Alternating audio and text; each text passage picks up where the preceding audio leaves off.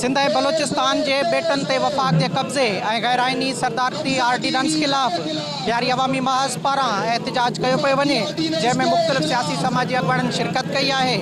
असां हिते मौजूदु अॻुवाणनि सां ॻाल्हाईंदासीं त उन्हनि जो छा चवणु आहे। डिंगी ऐं भोंडार खां अलावा पूरे सिंध जे जेका जज़ीरनि उन ते जेको कब्ज़ो आहे या बलूचिस्तान जे जज़ीरनि ते जेको कब्ज़ो आहे, तशवीश जी लहर आहे माण्हुनि में ऐं इहा ख़तमु थियणु खपे। असां बार बार इहा ॻाल्हि कयूं पिया त सिंध गवर्नमेंट खे पंहिंजो किरदारु अदा करणु खपे ऐं फौरी तौर ते जेको उहो असम्बली जो इजलास घुराए ठहराव पास करे हिननि अडावतनि जे ख़िलाफ़ु, छाकाणि त अडावत तेज़ी सां हुते हलंदड़ आहिनि। तव्हां विया आहियो, असां विया आहियूं, 15 तारीख़ ॾिसी आया आहियूं। हुते कंहिंखे वञण जी इजाज़त कोन्हे। हिते मुहाणनि जी तबाही थी अचे तॾहिं असां लियारीअ में बीठा आहियूं।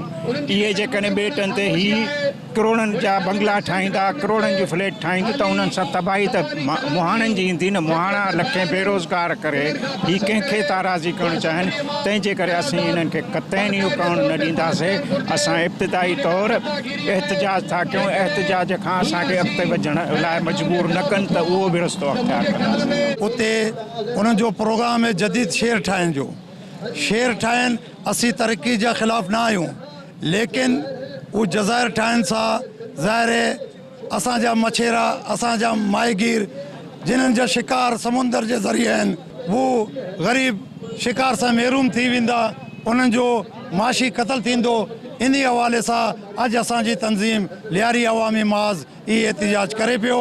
असां सम्झूं था त सिंध ते कब्ज़े जी जेका मुहिम काफ़ी अरसे खां जारी हुई, हिन आर्डीनेंस ज़रिए उन जो ऐलान कयो विया त या सिंध जे ख़िलाफ़ जंग आहे, सिंध जी क़ौम जे मथां हमिलो आहे, त सिंध जे मुबे वतन माण्हुनि ते जिन में असां बि शामिल आहियूं, उन्हनि ते बि हाणे इहो फ़र्ज़ु आहे त इहा इन जंग जो चैलेंज क़बूल कनि ऐं इन जे मुक़ाबले जे लाइ मैदान ते अचनि। ये बेट सिंधू नदी जेको पंहिंजी सिल्ट आणींदी आहे, उन खां इहे पैदा थींदा आहिनि कुदरती तौर ते।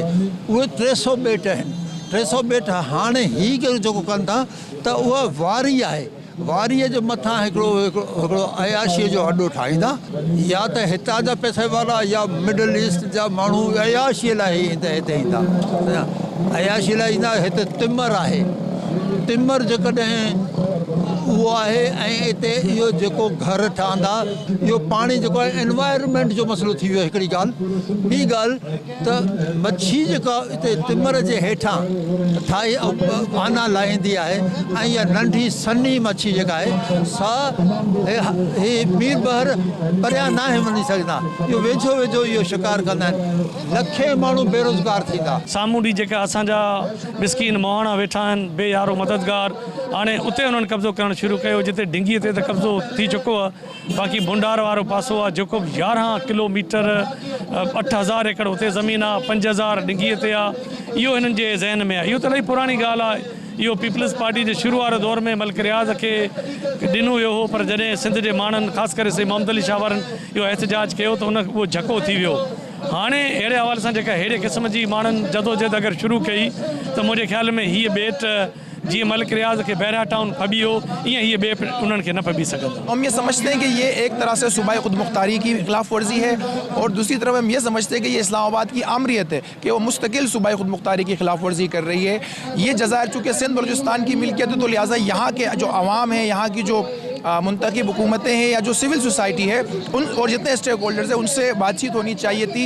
उनके बाद फिर कोई ऐसी बात होती है। लेकिन हम ये समझते हैं कि ये मकामी जो माहीगीर हैं, ये उनको महकूम बनाना चाहते हैं, उनके रोज़गार को छीनना चाहते हैं। एक तरफ ये डीप सी फिशिंग ट्रॉलर्स को लाइसेंस जारी करते हैं, तो दूसरी तरफ ये इन जज़ायर पर काबिज़ होकर यहाँ पर जदीद शहर बसाने की कोशिश करते हैं। तो लिहाजा ये सब चीज़ें नहीं होनी चाहिए। ये मुझे नहीं समझ में आता कि किस तरह की तरक्की की बात कर रहे हैं। एक कंक्रीट की इमारत खड़ी करने की या एक सर्टन क्लास के लिए, एक ख़ास क्लास के लिए जो है वो तरक्की कह रहे हैं, लेकिन जो इस मुल्क को चलाता है, जो जिसमें हमारी मईशत खड़ी है, जिनके हाथों से जो है काम होता है, उसके बारे में तो ना हम सोच रहे हैं ना हम काम कर रहे हैं। मतलब लाखों की तादाद में, हज़ारों की तादाद में वैसे ही कोविड के नतीजे में मजदूर बेरोज़गार हुए हैं, महंगाई बढ़ गई है, लेकिन उसके बावजूद जो है वो माहीगीरों के रोज़गार को छीना जा रहा है। डिंगी पे ऑलरेडी कब्जा हो चुका है, नेवल बेस खड़ी हो चुकी है, वहाँ अब माहीगीर नहीं जा सकता।